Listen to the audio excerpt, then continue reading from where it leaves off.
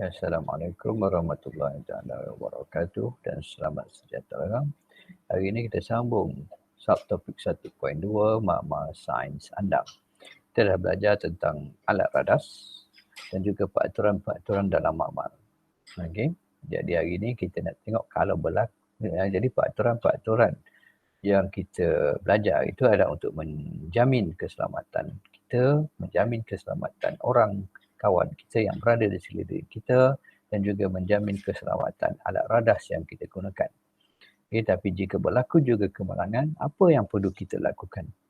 Okay, kita perlu juga bersiap sedia jika sebarang kemungkinan akan berlaku. Okay, cuba kita tengok apa yang perlu kita lakukan apabila berlaku kemalangan. Jika berlaku kemalangan, kita janganlah panik. Sebaliknya mengambil tindakan yang sepatutnya.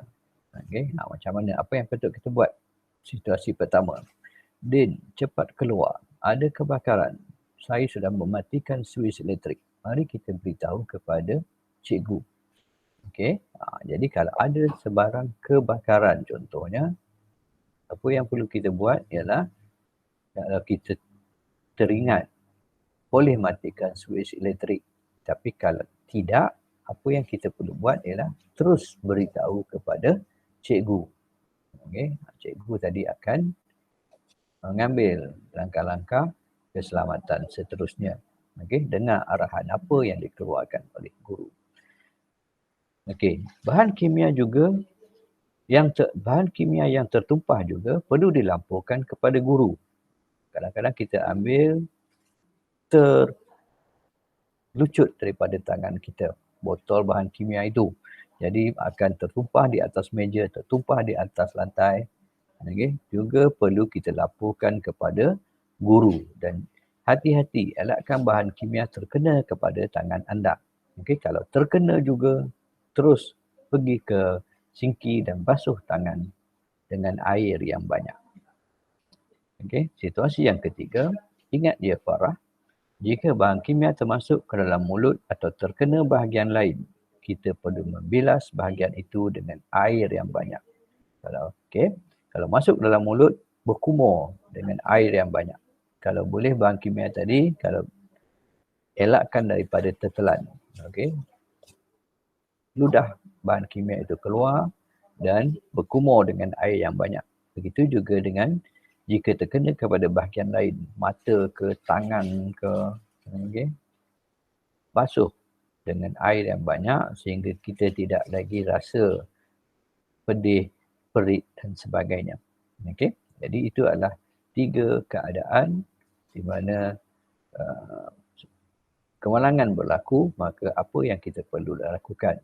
Iaitu jika berlaku kebakaran, tumpah bahan kimia ataupun asid, alkali dan sebagainya, ataupun terkena kepada bahagian anggota badan kita bahan kimia itu, apa yang kita perlu buat. Jadi yang penting di sini kita kena ingat apa sahaja yang berlaku dalam makmal, kita perlu beritahu guru dengan segera. Jangan cuba nak sorok. Sebab kalau kemalangan itu ataupun kerosakan itu bukan disebabkan oleh kecuaian kita, maka kita tidak akan dipersalahkan. Tapi kalau kita rosakkan alat radas contohnya kerana kita bergurau dengan kawan, maka kita perlu bertanggungjawab.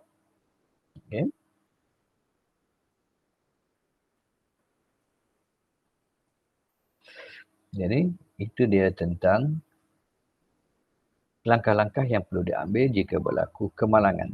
Seterusnya tugasan yang perlu kita buat dalam buku nota. Jadi tugasannya ialah soalan nombor 6. Apakah tindakan yang kita perlu lakukan jika berlaku kemalangan di dalam makmal? Apakah tindakan yang perlu kita lakukan jika berlaku kemalangan dalam makmal?